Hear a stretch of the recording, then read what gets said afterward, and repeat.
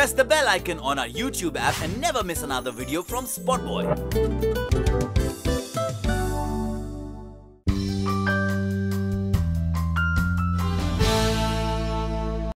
TV, films, theatre, you've seen him in every spare of the movies. So let's have a chat with Aksar 2 director Ananth Mahadevan. Welcome to the show. Thank you. So let me begin with, how did the germ of the idea for Aksar 2 come by? Well, let me go back to 2006 when the first Aksar was made. The idea then was to make a totally out-of-the-box kind of a movie that it was probably the first time that the killer gets away with murder in a Hindi film. And for its time, it was considered to be ahead of its time. It was considered to be bold, sensational, whatever. But then the music and the plot, and the plot by the late Sujit Sen. I mean, he wrote films like Saransh, Arth and Hame Rahi Pyar Ke. And he came up with this very, very sort of, diabolical plot. So the first Aksar was very successful in every which way. Yeah, true. And then, of course, I went on to doing other kind of cinema, world cinema, if you could call it.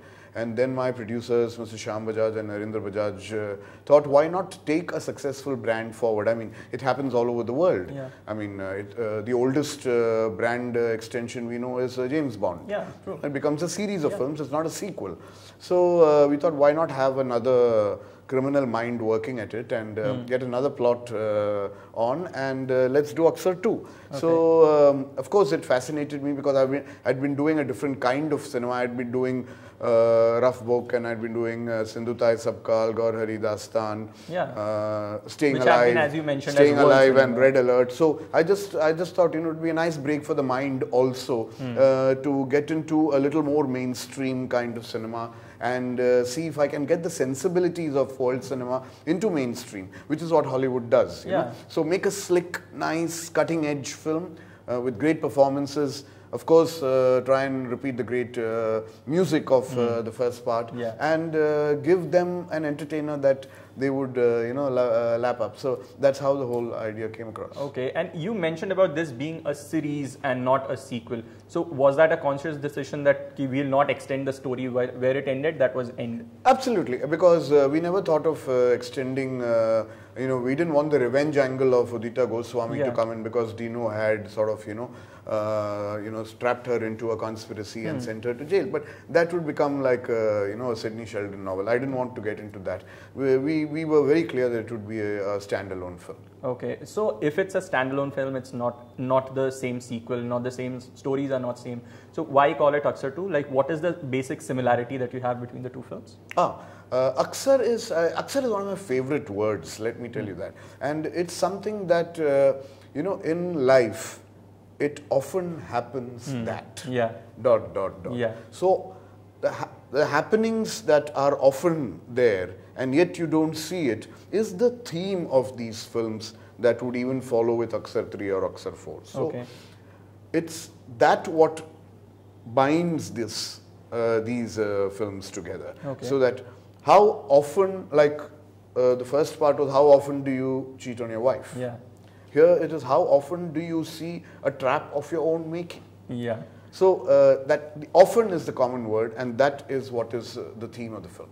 Okay, and when I was speaking to Gautam, so he also mentioned about the fact that this is not an erotic thriller. So, but from the very first or two, the trailer, the teaser that came out, and the first couple of songs, like in the audience's mind, the perception is coming out that it's a very erotica kind of a film. But like, how is your take on that? Because Gautam was completely averse to that fact. He said it's not an erotica; it's more of a How do you pass judgment over a film by just watching a trailer? True. Number one.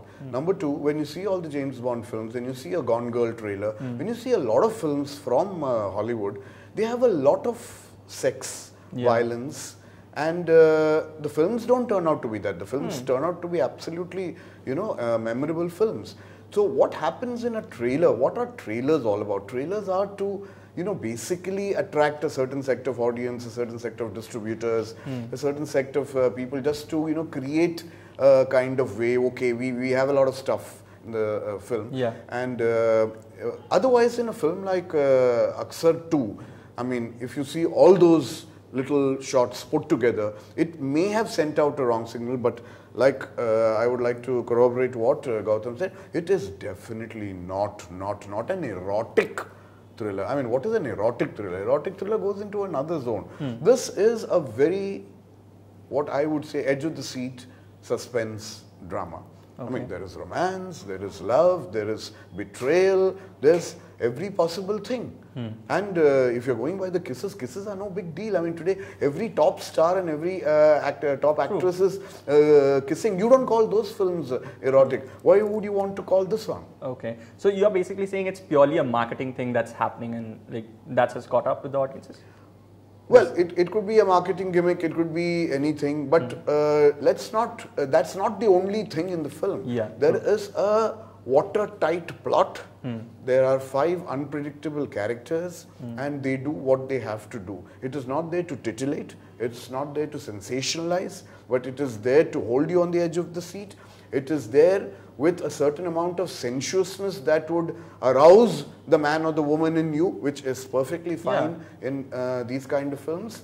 And you would go back, totally satiated with all these senses. Okay, and you mentioned about the plot. How much of the plot can you tell me? Like, what is the film about? Now, this one actually defies description, because I thought that I could always give a one line of my film to anyone, but the way we've written it, the way we've executed it, and the way the pawns or the chess players move about in this particular script, it really defies description, because it's mind-boggling. What I would just say is that these are real-life characters like you and me. We think we see an opportunity somewhere. We think it's a harmless opportunity. We go ahead because everyone wants to be ambitious and go ahead in life, move on in life. You suddenly realize that there is a pawn moving from here. There is a elephant moving from here. There is a camel, a rook moving from there. And the queen and king are suddenly in the doldrums. And you realize you're on the chessboard of life. It's not that hunky-dory. Things are not simple. You know, every time you plan something, even a simple plan in life, even which is harmless, sometimes backfires in life. You know, so just imagine when the plan is a little more edgy and a little more ambitious, and then you realize, oh, it's not this. And then the other person who thinks that he has laid his, he has blocked his safety latches, he realizes that that is open somewhere else. And you realize that the whole thing is now coming like an avalanche on you. You don't know how to stop it because it is getting out of control. And will you get out of it alive? Okay. And will you get out of it with your senses and your life intact? So it's very exciting from that point of view. That's what this film is all about. So it sounds really exciting. Like even the way you're explaining it, it sounds really exciting. And obviously, I'm assuming that it would be able to catch on to the audience. Yeah. So the audience thinks that they are one step ahead of the characters, but then they realize at every point that they're one step behind. So it's a very I would say I'm enjoying toying with the audience, predictions and seeing if they would take their thing to the very end. But like Hitchcock said, he said something very interesting for suspense film. He said, if you feel that in the beginning of the first 15 minutes of the film, that the logical end should be this, never cheat the audience. That should be the logical end. Okay. You know, so you know that, or you may not know, but you still want to know how to get there. And pretty much similar to like how in Aksar also, like in the very end, the last shot itself like completely changes everything. Okay, so talking about the casting of the film, how did the actors come by? Like when and how did you approach all of them? See, the casting process was very interesting here. I had options for almost all the characters except one, and that she won hands down, Lilith Dubey. You know, only she could do that 70-year-old. We unfortunately do not have Zora Sehgal alive yet. You know, I would have probably had Zora Sehgal over there. But we wanted this very nasty, very snootish, snobby kind of woman who thinks no end of herself and her riches, and so Lilith fitted the part very well. But the other 4 characters were very interesting, and we had a lot of options in mind, and we met a lot of actors. We spoke with them, and generally I do my casting by just speaking with actors. I don't get into the audition thing because I think the audition is all sham. It's a racket these days. You know, if the director can't make out whether this man is an actor or this lady is an actor or not an actor, then you are not worth your salt as a director.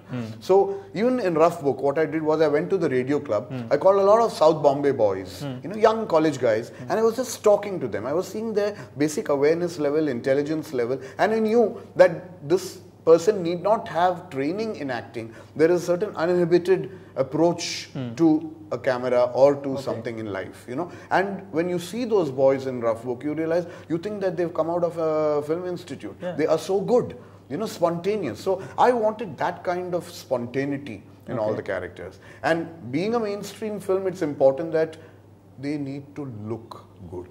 True. That is kind I of can't pick up people from the street and say, okay, here you are in a real life situation, go ahead, raw, rough, violent, whatever. No, they need to look good. So then we finally narrowed down to Gautam playing the investment banker. Then we had, he's an adventurer and he's quite a sport and a trooper, Abhinav Shukla, and he fitted the part of the rebel lover perfectly, the rebel young boy. And then, of course, we thought totally out of the box. And we said, okay, let's do something that it would be unthinkable. And we got Srishant into the picture. I mean, Srishant doesn't have an image. The idea was no one has an image, And Srishant just walks in and he's an observer. He's an observer throughout the film. And then you realize, what is he doing there? And then you realize, where his acting chops come in. And then, of course, I wanted the lady, the leading lady. The character had to be very pretty looking, very glamorous, very sensuous. At the same time, she had to be real, What do these pretty girls, what do they go through in life? And they start off as very suppressed, victimized people, and then they realize they are in a rat race that they cannot control anymore. Would they get out of the rat race alive, or would the rat race, consume them? So I wanted an actor who was absolutely stunning on screen, and yet someone who would go through the entire gamut of emotions, and so we spoke to Zareen, we gave her the script, and we did a lot of workshops with her, and finally I saw that entire range, coming out. So, and I also wanted a group of actors who had never worked with each other before. I wanted a fresh, unpredictable cast, and that's what we finally ended up getting. Okay, so is it because of that, like you preferred casting newer faces? Like, I'm not talking about Zareen, the other two characters, the lead characters, and obviously Srishant. See, Gautam has a cult following after television. I mean, I've seen his popularity. When we went into Mauritius, I had to, would we ever finish the schedule if this is the kind of mobbing that's going to happen on location? So he is that kind of star. I mean, I think the last I saw was, because I worked with Shah Rukh in Circus, and he had done 4G at that time. The last was that kind of mania I had seen, with Shah Rukh. So if Gautam's luck holds, and if his fan following comes to watch the film, we have a winner here, absolute winner. So Gautam, that way I wouldn't say is a newcomer. They are all very, they have done considerable work. Yeah, they have done considerable work. Abhinav has done a film before, but he knew that this character was very, very different from Roar, and he gave it all he had, And Lilith, of course, is a pro, so we didn't have to worry about that. So it's a very interesting mix of a newcomer in, say, Srishant and Mohit Madan, two newcomers, and three people who have had have had their experience but haven't experienced this kind of character before, and trying to, get into the skin of these characters. So it was, a nice eclectic mix, I think. Okay.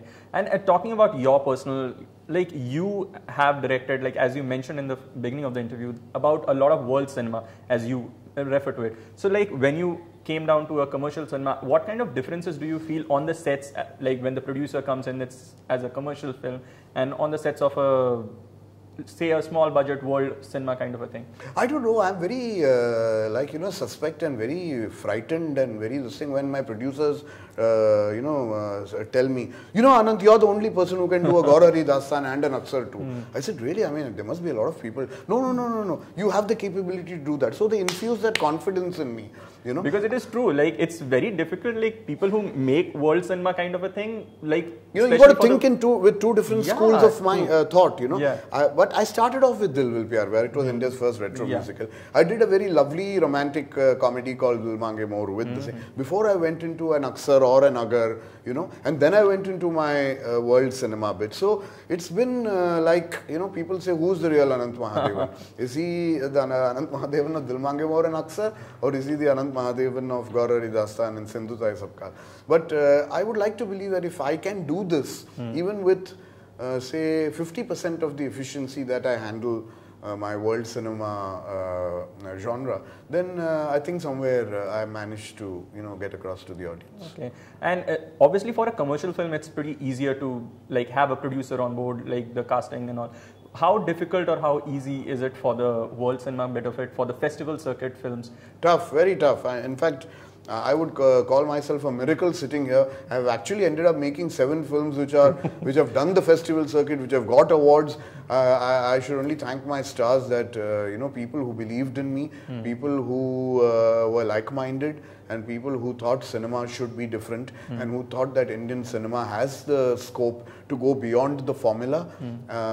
They came over and they did films like that. I mean, my latest film, which is going to release after Aksar 2, Dr. Rakmabai, is the most difficult, challenging film I've done, because it is based on India's first practicing lady doctor. And it was tough to recreate the 1880s British India when it happened. So that on one hand and this on the other hand. So I'm just keeping my fingers crossed that the audience takes to both. And these kind of festival circuit films which are made, so do you think like they should garner a lot of audience when it releases, or they should get a proper release? You'll be surprised, there is an audience. We think there is no audience, but if you keep drugging the audience with only the formula and only the circuses, then that's all they have. They have no options. During a Diwali release, there is a big ticket film with a big star over there, and you have no option but to take the family to that cinema, to that film and show them the film. There was a time when Amar Akbar Antony used to run parallel and simultaneously with Guddi and Andhi. We don't have those times anymore. We don't have those makers anymore. So it's extremely, but what I realized, I've just got back from Washington, from the Washington South Asian Film Festival. The kind of people who reacted, I mean the audience, the way they reacted to Dr. Rakmabai from Bangladesh, from Sri Lanka, from Pakistan, from America and from India, I mean from 5 countries, that means the emotion is universal. And it won the Best Director Award, it won the Audience Choice. I was very happy it won the Audience Choice Award, because a lot of people here think that these films are not ticket selling. I mean they are ticket selling. Try and tap the audience, they will come. I mean, they may not be in the humongous numbers of a Salman Khan or a Shah Rukh Khan or an Amir Khan film, but for that kind of film, that kind of budget, you have already created a niche audience, and they will keep coming and they will support cinema that is real cinema. I mean, I would say that films like Dr. Rakmabai and Gaurari Dastan and Sindhutai Sabkal is cinema. I would say all the rest is parallel cinema. Okay. It's the other way around. Okay. We are not parallel cinema. It is they who are parallel cinema. Okay. So when you come down to making a commercial cinema like an Aksar 2, so like does that mindset stay on the set, like when you're making the film? The sensibilities help. I tried to make it as logical as possible, because in a film that is mainstream, people tend to say, oh, take this liberty, take that liberty, doesn't matter, the audience will not notice. I said, no. Cinematic liberties. No. And if you see the pitch of performances in Aksar 2, it is absolutely top of the shelf. It is not melodramatic, it is not over the top, it is not theatrical. It is very, very real. And that's what I'm happy about. You can fault Aksar 2 for whatever you want, you can't fault the performances. Okay. So that helps. Okay. And when you talk about such kind of films not having that much of an audience during a Diwali release, do you think the stars are also responsible for it, because they also don't come out and want to do a film like a Rough Notebook or such smaller films? See, it used to happen earlier. That's why I said we have gone through good times. Rajesh Khanna did films like Ananth, Bawarchi. He did Avishkar. I mean, Avishkar is unthinkable today for a top star, you know. And then Mr. Bachchan did 10 films with Rishikesh Mukherjee. So we don't have actors wanting to take a chance. And unfortunately, we don't even have makers of that caliber. Let's face it. Most of the times when the stars take a chance, you end up with half-baked films. Okay. You don't end up with complete wholesome films like it used to happen before. So probably the stars prefer not to take a chance, not to take a risk. So, but I think they should be kind enough to give people who are really wanting to make films. I mean, my next big ticket movie is with R. Mahadevan. Now, it is a film that is based on a rocket scientist and the scam and the scandal that, you know, happened, and the biggest scam that hit ISRO. Now, I'm glad that Mahadevan listened to it and he understood the gravity behind the whole thing. Unless stars listen to the subject and realize what they are doing, and they realize that these films can be completely and wholesomely fully correct and not half-baked like some failures before, unless they give us that chance, give us a listening, give us a reading, give us a ear, you know, lend us your ear, and you will realize what the motive of the filmmaker is and where he is going. So all I want is that if I'm approaching a Shah Rukh Khan next time, he shouldn't dismiss it as, okay, all right, you know, I don't want to get into this. Just listen to it and then treat it on merit. You'll realize that what you're missing out on. Okay. But as you mentioned about, like, have you, like, for any of your films in the recent past, like, have you met a big star, say a Shah Rukh Khan or an Amir Khan? No, not really, because most of them I found my actors who were perfect. You know, like Tanishta Chatterjee was perfect for Rough Book and Ratma Bai. Vinay Pathak was just Gaur Haridas. You know, I couldn't think of any actor doing that. So I've been lucky that way. I cast Sunil Shetty in Red Alert. I mean, everyone thought, I mean, how could you do that? But I wanted an Andhra farmer who was a strong guy, who was a cook, and who got caught between the Naxals and the cops, and it was a real life story. So I wanted someone like Sunil Shetty, and Sunil Shetty most willingly did it. So that was the star element, the closest star element I went to. So that's how it is. I mean, I hope the stars are more forthcoming to at least listen to scripts before saying no. Okay. And you as an actor, you have been on sets of theatre, you have been on TV sets, you have been on film sets. What kind of differences do you feel on the three kind of mediums while you're shooting The pitching is different in all three. I mean, in television, I mean, the television is a medium of close-ups. You need to be very careful with the kind of expressions and the pitching. In theatre, the guy in the last row who's paid just 100 rupees for a ticket has the right to listen to you as much as the guy in the first row who's paid 3,000. So your entire body language changes. You know, the term theatrical must have come from that. You don't necessarily play to the gallery, but then you have to project. You know, and that is theatre. But in films, when you are magnified 20 times your size, you know, so the camera takes over, the visuals take over, the writing of course takes over, and there you need to sort of, you know, absolutely sort of develop a different kind of language, which would, because you're going to be heard. Even if it's a wide shot, you're going to be seen and understood. So as natural as possible, as real as possible, try not to act in cinema. Okay. And just on parting shots, like what after Aksar 2 are you working on, or what do you have on your plate right now? Oh, I have a very interesting film. I have taken the rights of an original story written by the great Satyajit Ray. It's my tribute to the master. Sandeep Ray was very kind enough to give it to me. It's a film called The Storyteller, and it stars Nasiruddin Shah and Paresh Rawal. And it's a very Satyajit Ray-like script because it's actually a very charming script. Okay, so you worked on the script, or is the story? Yes, we worked on the script, and we would go on the floors in December, January. Okay. Then of course there is the story of the nuclear scientist with R. Mahadevan, and there are other very ambitious scripts and ideas which I am toying with. So there are about 5 or 6 films that I want to make, and I hope I get the funding and the backing to do that. And any names yet for the R. Mahadevan film that you're working on? No, just R. Mahadevan right now. Okay. Yeah. Thank you so much, and I'm hoping like what you are saying, like this amalgamation of world cinema and the commercial cinema comes out and more stars are more. Thank you so much. It's a tough task I've undertaken. I know I'm all alone. I'm waging a lone battle, but if the media and the audience is kind enough, I think I would get into a space that Indian cinema hasn't explored yet. Thank you so much, and all the very best for the film. Thank you so much for having me. Thanks. SpotboyE.